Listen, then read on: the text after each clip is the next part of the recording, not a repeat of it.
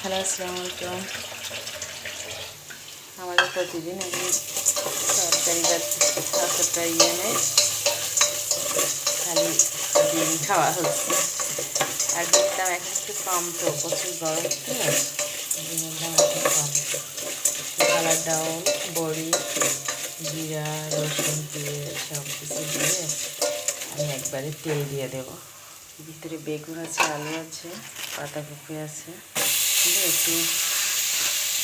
একটু ঘন্টা মতো করবো।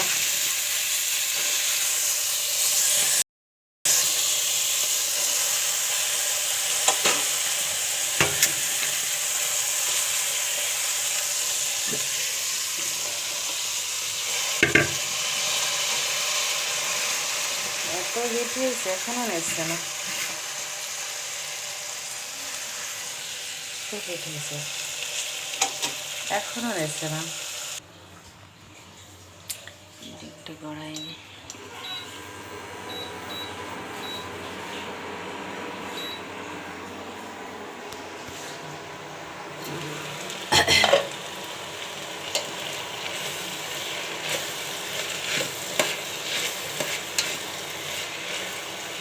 পানি না দিলে মনে হচ্ছে সিদ্ধ হয়ে যাবে। পাতাকপি দিয়ে পানি বের হতে, বেগুন আছে আমার তাতে, পাতাকপি দিয়ে দেবো, পানি দেবো। ভাবলাম ডিম ভাজি করি, আমার মেয়ে বলছে আমি ডিম ভাজি করবো, 2টা ডিম না ভাজি করি, 3টা ডিম গড়ান। আমি বলছি ঠিক আছে।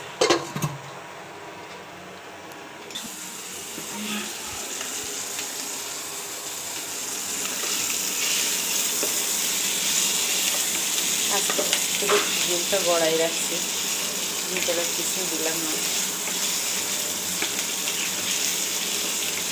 কারণ ওটা আবার ইয়া, তো আমার মেয়ে এরকম গড়ানো পছন্দ করে না বা তুমি পছন্দ করছো? আমার মেয়ে তো একটা মেয়ে হলে পরে তো খুবই তো সমস্যা, তো বেশি ছেলে মেয়ে হলে তো সমস্যা নেই।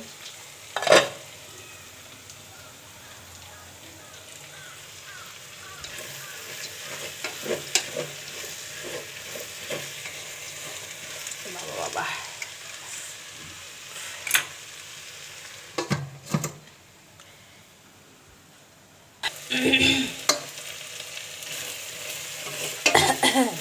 পানি দিই নাই, তারপর প্রায় হয়ে গেল তরকারি।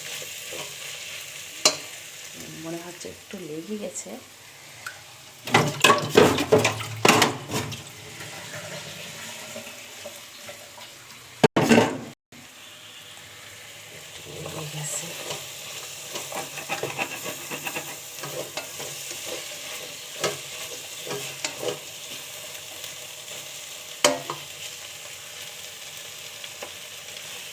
আলু সিদ্ধ হয়ে গেছে।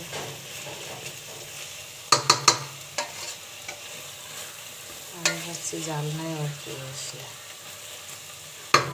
জালনা পর্যন্ত মানুষ, 2 মানুষ।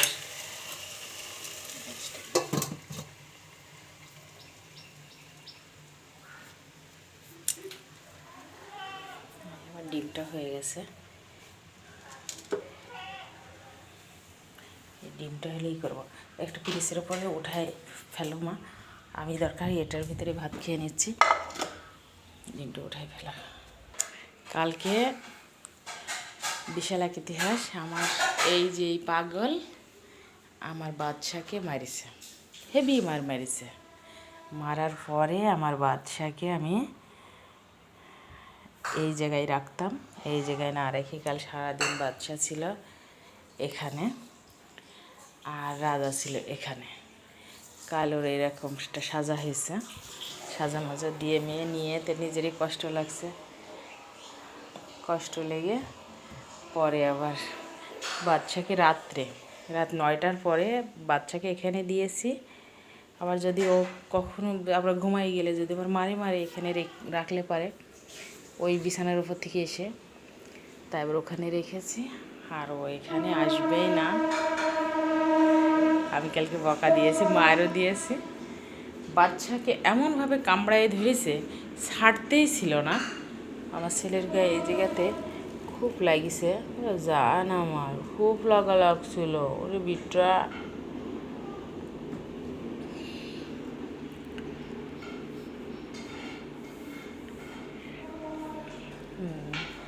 তারপরে থেকে যেখানে আছে ওখানেই,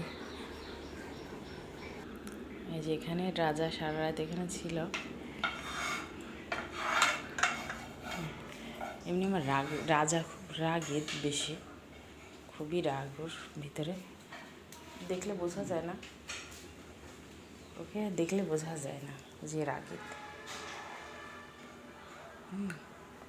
মনে হয়েছে খুব ভালো ছেলে, কিন্তু ও ভালো না, খুব রাগ। কালকে আমাকে পর্যন্ত কামড়ায় দিতেছিল যে মাতে ওকে আদর করছে, ওকে আদর করছি, ওকেই আদর কর। আমি আর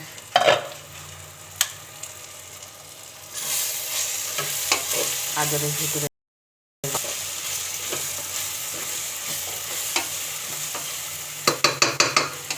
জুথিকে একেবারে কামড়াই কুমড়াই কালকে, যে ওর দিকে হোস তোরা। আমার রান্না হয়ে গেছে, আলু সিদ্ধ হয়ে গেছে, হালকা একটু নেড়ে নেড়ে দিতে হবে, দিলে হয়ে যাবে। লবণটা হলো নাকি বুঝতে পারিনি, হয়েছে লবণ।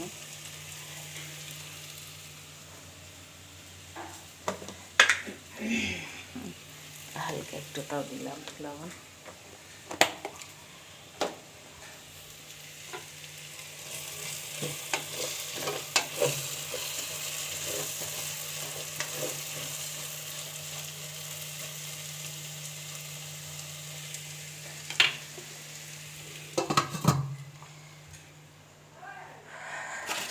আল্লাহ,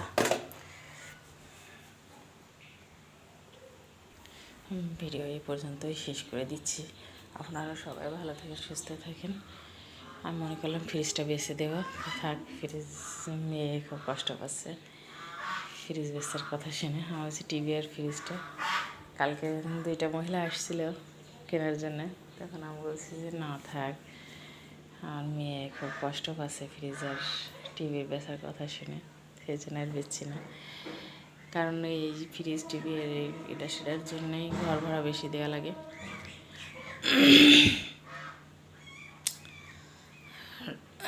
ঘরে যদি জিনিসপাতি কম থাকে তো ইয়েও কম লাগে, ভাড়াও এক রুমেই হয়ে যায়। মেয়ে বলছো ওই 2টা বাদে আপনার এই ফ্রিজ আর টিভি আর মেশিনটা বাদ দিয়ে আপনার যা মন তাই বেছে দেন, তাই আর বেচারা হলো না। আপনারা সবাই ভালো থাকেন, সুস্থ থাকেন, এই কামনায় বিদায় নিচ্ছি। আল্লাহ হাফেজ।